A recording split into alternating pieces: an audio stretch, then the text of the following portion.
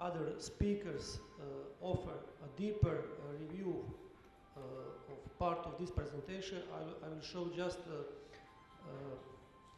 let's say, a light summary presentation of few views of concept of times. As a preface, I think it's useful to mention Aristotle very short but comprehensive overview on ontological, epistemological, and psychological aspects of time.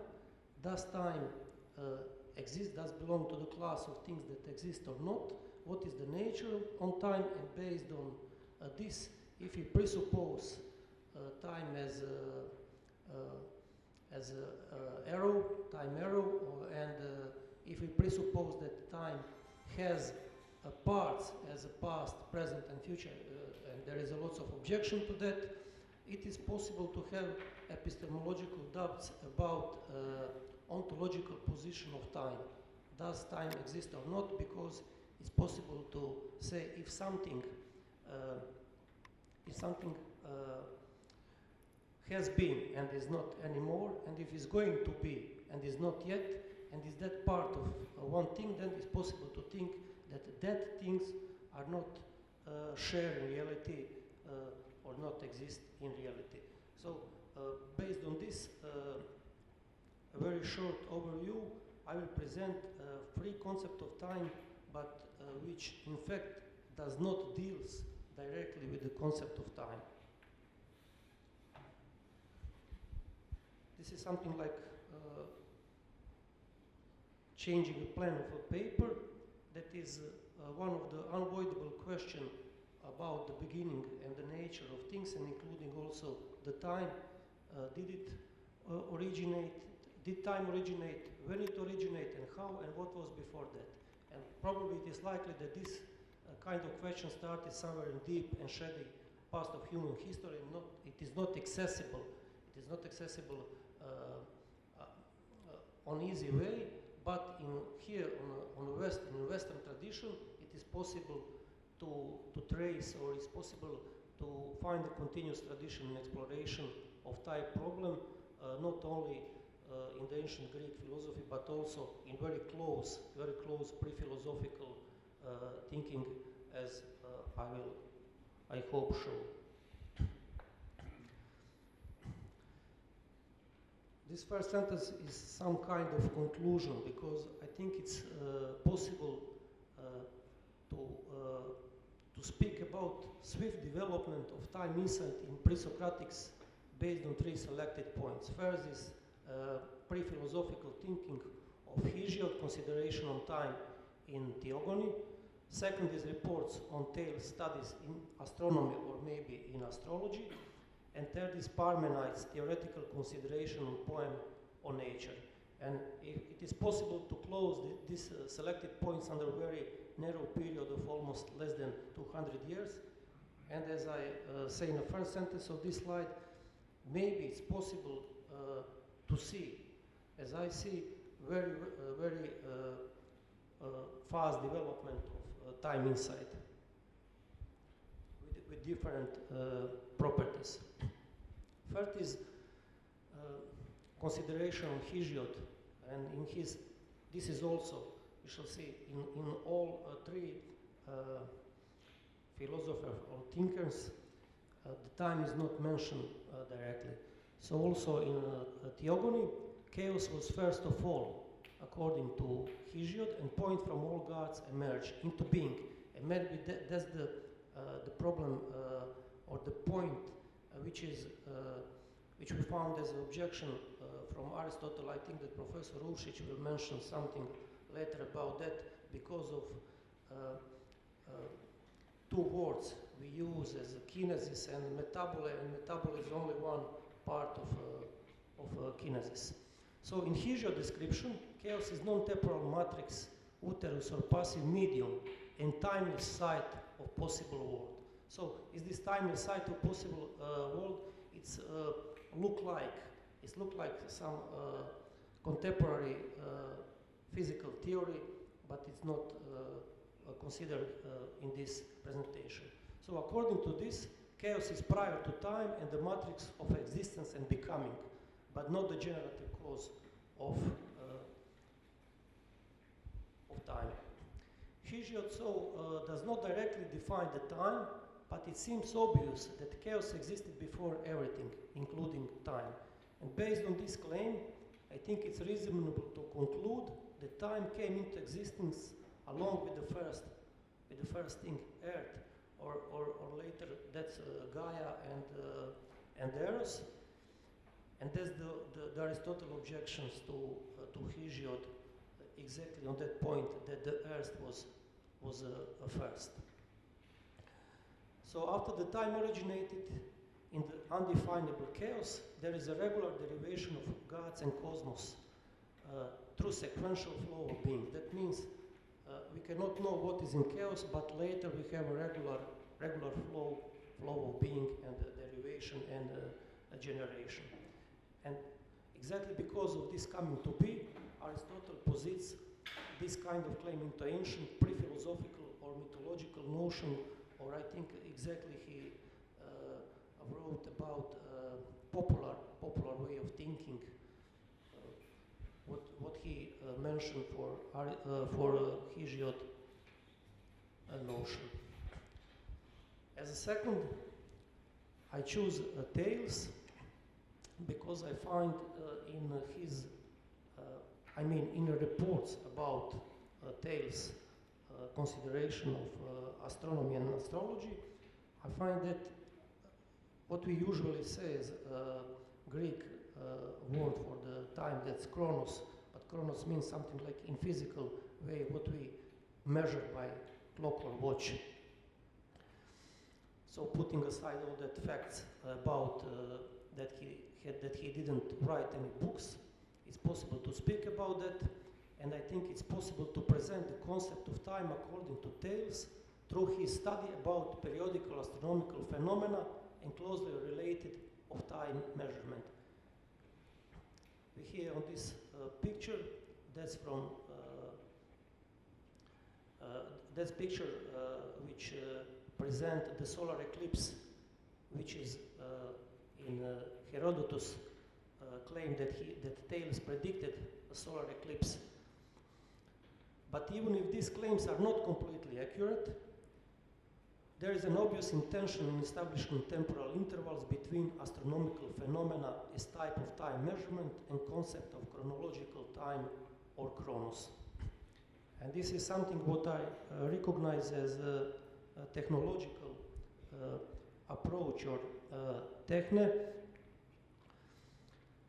And we have maybe something which can speak in as argument to them.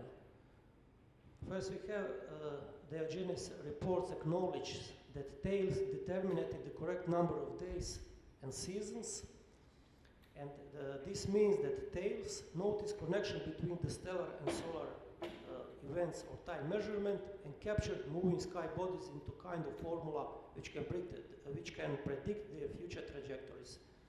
And there is well-known story. We have with lots of details in Aristotle Politics about how Thales, by use precise and reliable astronomical timetable, estimated precise time of an olive harvest and rented all the available olive pressures in that region and made a large sum of money. And that's one of objection of Aristotle to Thales, that he used that kind of knowledge and philosophical knowledge for practical purpose, for making money.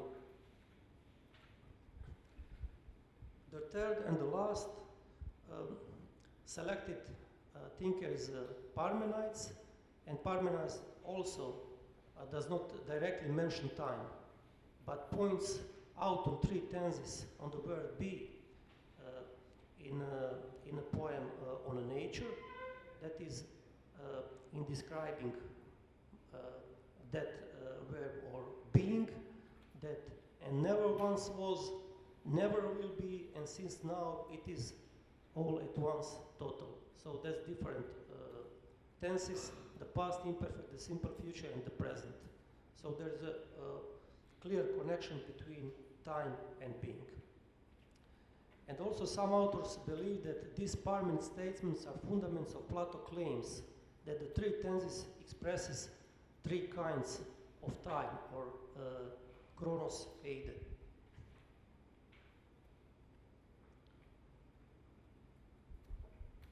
But he did not mention time at all in a poem. So based on this, that subject of being, or Parmenides, have to be infinite in time because being is ungenerated and unperishing, it is all monogeneric as well as unterminable and not unfinished. So this is that, I think Aristotle notion can be found here about impossibility of going from nothing to change, to metabole from nothing to something. And so in the same time, being is eternal and now. So Parmenides' notions of time narrowly links time with being and claim now being in time, because being had no beginning in time and with no end in time. So it is eternity, and from the same time it's only now. And at the end, I offer one possible interpretation of these three stages in development of time concept in Presocratics as follows. That first is possible to recognize mythical concept of Hesiod, time marked by indirect connection with chaos. Then we have technical aspect or Thales measurement of astronomical phenomena marked by practical or technological purpose. And third is Parmenides' highly theoretical notion of time narrowly tied with being. So this consideration limited on these three time concepts.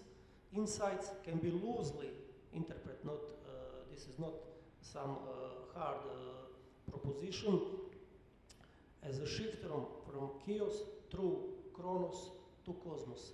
And that is kind of how man on a different way understand his world. First we have world which is not regular, which is impossible to orientate.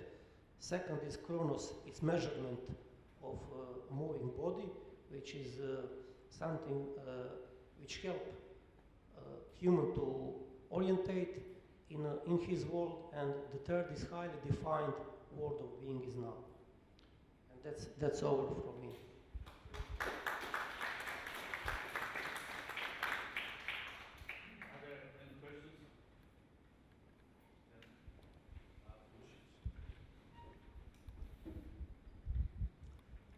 Thank you for your interesting interpretation and presentation. It's interesting to detect these three phases of the development of the concept of time in Presocratics, mythical and astronomical and theoretical, as you developed it. My question would be, where are, because at least two great Presocratics, as you know, mention time explicitly. That is Anaximander and Heraclit. Anaximander, in his famous dictum about how things come into being and how they go out of being, I don't know the exact translation into English, but you know the first quotation in philosophy at all, which is known to us. And he says that in this circular movement of things which come into being and go out from being, following the law of justice, dike, they follow the time in this sense, kρόνος. And then there's another, of course, thinker of time, Heraclit, which is a kind of opponent to Parmenides. Well, and he speaks, for example, about his famous fragment is that that time is like a child who plays with marbles. One of these famous fragments from Heraclitus. And my question would be, where would you put in your interpretation esteem these two thinkers, in which phase they belong?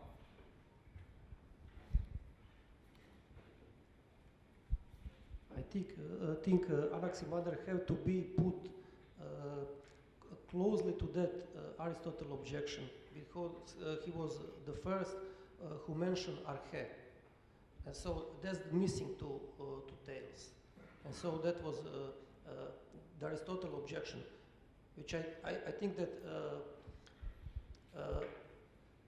Anaximander can overjump that.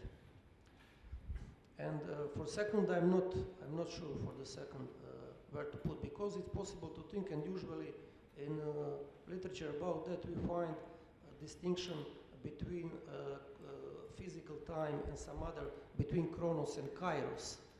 Yeah. But I put focus on this kind, in, not only on philosophical, but pre-philosophical and philosophical, which is lacking the term kроnos, because the whole Presocratic philosophy is lacking of original sources.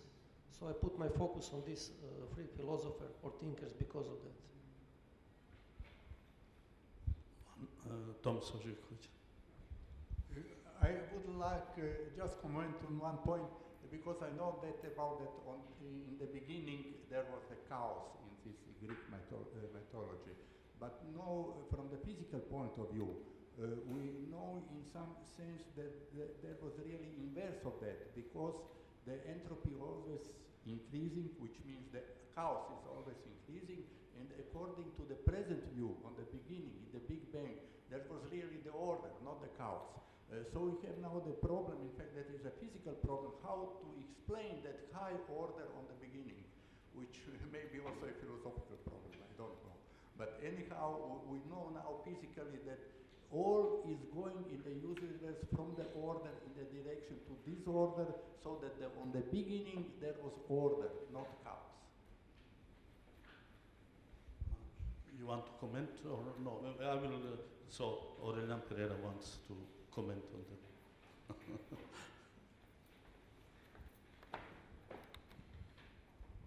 So thank you for this interesting talk. My question is, in modern physics, in quantum mechanics, the conjugate variable to time is energy. But energy is also something which has a rise in philosophy, and I'm many interest in it. My question is very simple: is that did these people, these ancient people, guessed that energy and time were connected? Or not? Just on philosophical grounds. You don't have to comment.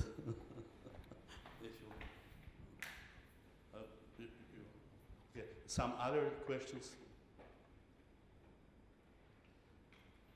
Okay, so I have to announce and to thank all the participants and all the speakers. And I have to announce that all the participants are invited for a lunch in a restaurant FIFA. So you have to follow somebody who knows where it is and to find the right way. The other announcement is that we will start exactly at 4 p.m. So be here exactly at 4 p.m. and participants